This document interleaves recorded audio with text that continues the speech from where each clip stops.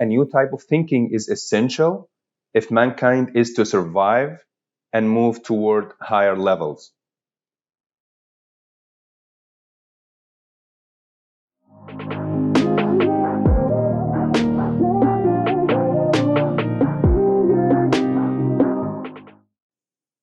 Welcome to Wellbeing Toolkit. This is the 6th lecture in the Productivity Tools course. If you're following from the beginning, then good job, and I hope I'm adding value to you. If this is your first time, then I recommend to watch the other videos first. To recap what we discussed so far, we went through the basics, covering points like the productivity definition, the 4 principles we should have, who should learn about productivity and have effective tools, the cost of the tools, the complexity of the usage of them, and finally, we went through the general criteria you should look for in any tool before choosing it. Then we moved to the 5 main productivity toolkits. We started with journaling and note-taking, then the to-do list, then the time toolkit, and now we are in the thinking and creativity toolkit. And as we learned, in each toolkit, there is or are specific criteria that is added to the general criteria we discussed in the basic lectures. So why to have a toolkit to think or create? As we mentioned in the introduction, Einstein said, a new type of thinking is essential if mankind is to survive and move toward higher levels.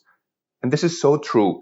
Every situation requires specific thinking to that situations. Not all problems, not all situations require the same level of thinking. But first, let me ask you, what triggers your thinking? What makes you think? Yes, it is problems.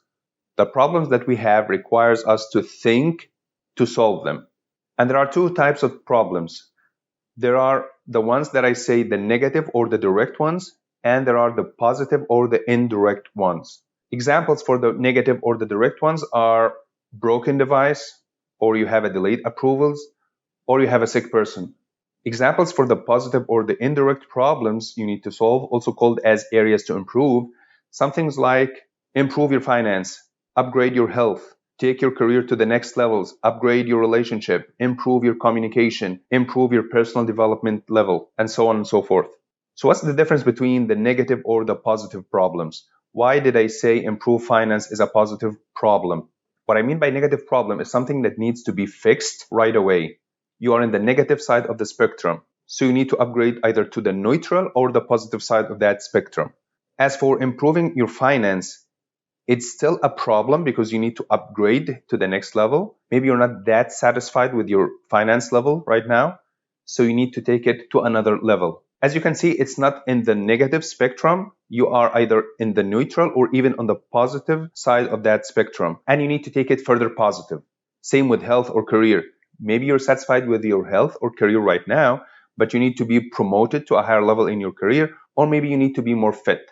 So the question is now, can we solve all of these problems using the same level of thinking? The answer is no. There are 2 levels of thinking. There is what I call the reflex thinking and the reflective thinking. In the reflex level lies the negative and the direct problems with one condition, that it doesn't have any added factor. So as the examples we mentioned before, if you have a broken device, so the answer is you go fix it right away or you send it to be fixed, right? If you have delayed approvals, so you send a reminder or you follow up by phone or email. If you have a sick person, you need to take care of him or her. But what if we added one factor to these problems? So you have a broken device, but you don't have money to fix that device. Now you need to step up your thinking to the next level, which is the reflect level. You need to consider that added factor to the same problem, which is broken device. So now you should look for alternatives. Maybe you can borrow money. Maybe you fix it yourself. Maybe you wait for the next salary to deduct some money to fix that device. Maybe you sell that device because you don't need it. What if you have that delayed approvals, but they are either constant or you have a deadline, or maybe both? This is a constant situation where you always have delayed approvals from that department. And now there's an added factor also, which is you're approaching a certain deadline with in a certain project. So now you need to think of something different. You need to think of these added factors to the same problem, which is the delayed approvals, and you need to take the appropriate action. Maybe you can escalate that department. Maybe you should buy them coffee. Maybe you go there and ask what's wrong. Maybe you fire that department. I don't know if you have that power. But the sure thing is, the solution will be entirely different from having just delayed approvals. Let's look at the sick person example. What if you have a sick person, but you have a limited time, you don't have money, or maybe that problem is serious, so you need to take him to the hospital. So with the sick person only, it's simple, right? You come back after work and you take care of him. But if you have limited time, meaning you're busy with work, or you take long commute, or maybe you're traveling for work, you don't have money, and in the same time that person needs to be hospitalized, now you're taking the problem to an entire different level. The positive and the indirect problems, or the areas to improve, follow the same rule of the reflect level, because now you have more factors. So you need to improve your finance. In order to do so, you need to evaluate your current situation, current skills. Do you need to have more skills? What about your current living status? Do you need to have more certificates? What is your family situation? Are you married? Do you have kids? Because maybe one way to improve your finance is to be relocated to another country. So that might affect your family. So that's why the negative or the direct problems without any added factor should be treated in the reflex level of thinking, and the negative direct problems with added factors and the areas to improve, or the positive and indirect problems, should be treated with the reflect level of thinking. This is why you should have this toolkit, because different levels means different tools, and the complex problems, the one that should be solved using the reflect level of thinking, needs more creativity, and you need to have creative tools to support that. And this is the purpose of this toolkit. It is to create ideas either to improve your current situation or to find solutions for the second level problems, the negative or the direct ones, with one or more added factor. You'll notice that I also call it projects, and this is something I learned from David Allen when he said, you don't have a problem, you have a project. And if you think about it, this is so positive, productive, and practical thing to say. When you think of it as a problem, your brain tends to find complaints about that problem or why that problem happened. But when you think about it as a project, you trick your brain to think of solutions to that project. The other purpose is to explore hidden potentials. This you won't understand until you try it yourself. If you want to test this, grab a piece of paper and pen and think of any problem you want to solve. Just write down that problem in the center of that page, and then think of any related solutions or items that you can think to that problem.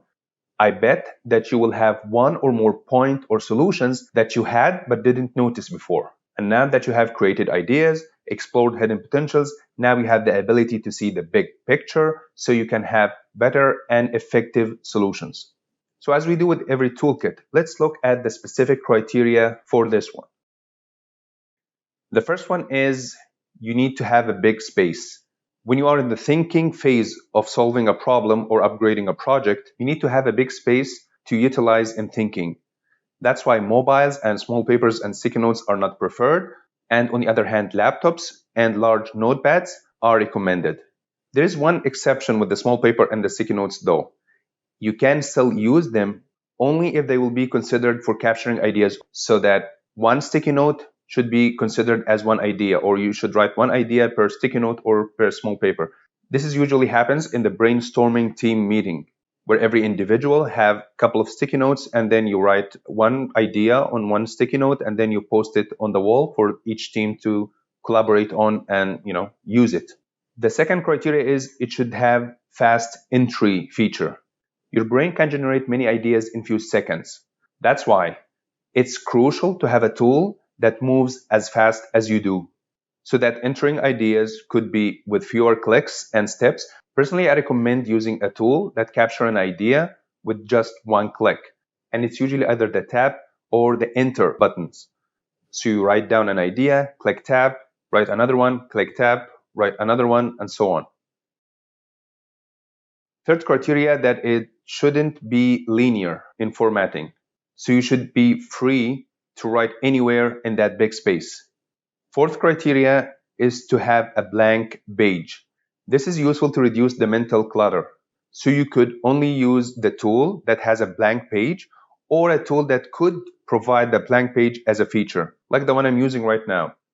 Right now I'm using the blank page, but if I did this, you'll see the grid behind. And I'm sure that seeing this blank page is easier and more relaxing than seeing this one. Fifth criteria is the ability to create mind map. Mind maps are one of the most powerful tools that stimulates your creative brain, which is the right hemisphere, by the way. The left one is responsible for the analytical thinking. If you don't know how to use a mind map, I'll dedicate another video for this. But in the meantime, if you don't know how to create a mind map, you simply write the title in the center of the page, and then you radiate branches from it with the headlines.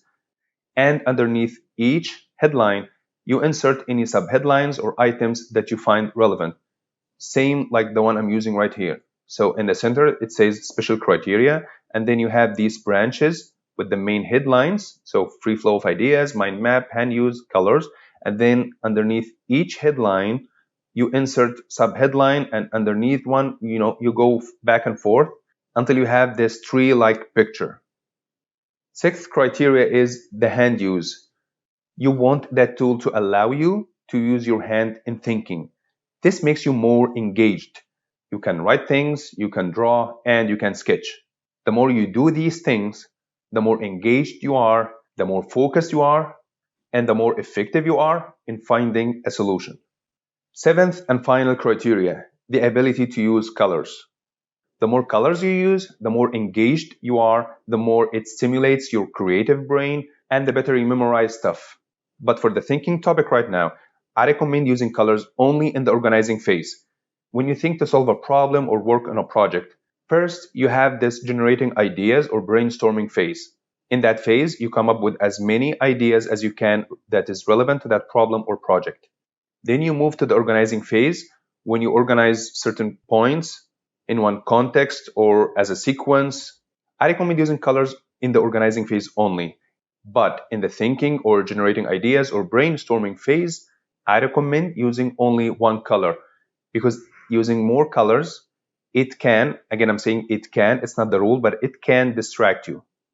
So these are the 7 criteria that you should look for in any tool that you will use in thinking and creativity. So let's look at some of the recommended tools that I recommend in this toolkit. We'll have physical ones, digital ones, and finally I will share the personal tools I use. The first one we have is the pen and paper. This is the physical and the only physical tool we have in this toolkit. The advantages here is that it's cheap, it can be personalized by you, you can use the certain colors you like, you can choose the type of notepad you like. Also, it is ubiquitous because it doesn't require any specific tools or technology awareness. Also, I'd like to add in this toolkit that it is healthier as it minimizes your screen time. The disadvantages on the other side is that it takes time only if you're going to use what you come up with digitally. Also, when it comes to collaboration, using pen and paper is only useful in the face-to-face collaborations. The last disadvantage is that it is limited in size and space. You'll be limited to the size of the notepad and the quantity of papers that you will find in your local stationeries. Check the description for some of the tools that I recommend for the pen and paper. Let's move to the digital tools. First, let's see the desktop, laptop, and tablet ones. The first one for the digital tools in the laptop, tablets, and desktop is the Microsoft Whiteboard. It is free to use, it is easy to learn, it has unlimited space to use, it provides a blank page, and you can add notepads or pictures to the board, and you can export what you come up with in a picture. The disadvantage is that it doesn't allow fast entry of information, especially with the laptops.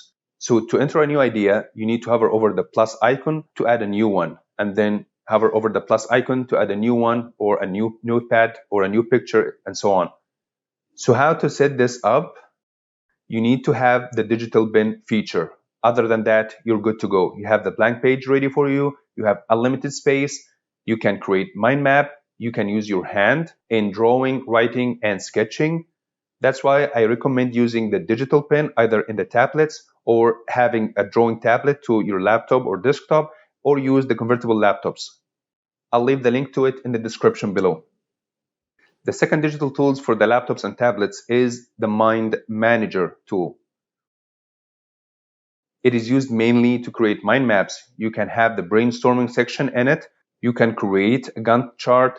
You can export what you come up with into almost any format. So you can have it as a PowerPoint slides, you can have it as Word outline, PDF, Excel, or also export it into pictures.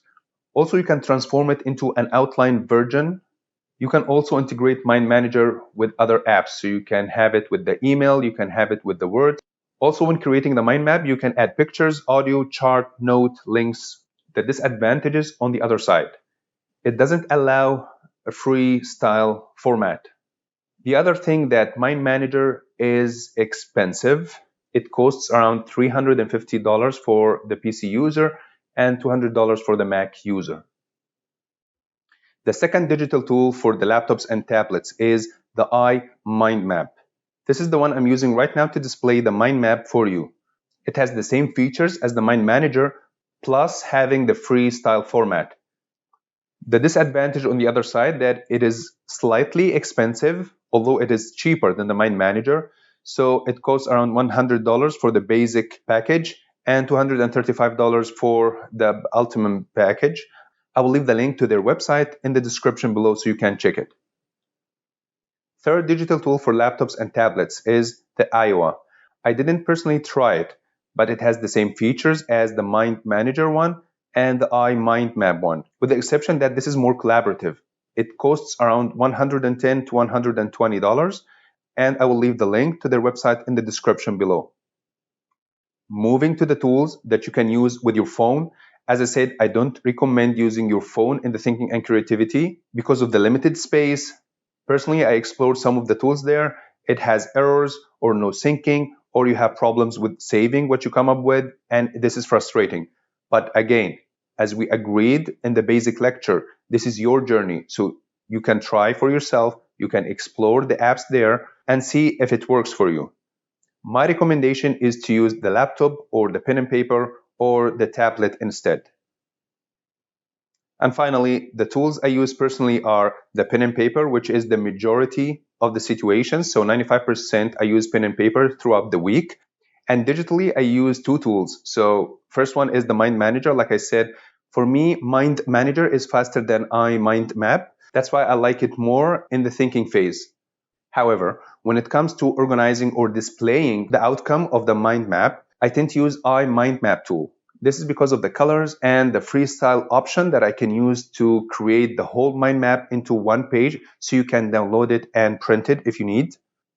That was the end of our sixth lecture, the Thinking and Creativity Toolkit. Looking forward to see you in our upcoming and final toolkit in this course, which is the Habit Tracking Toolkit. And until we meet, keep upgrading.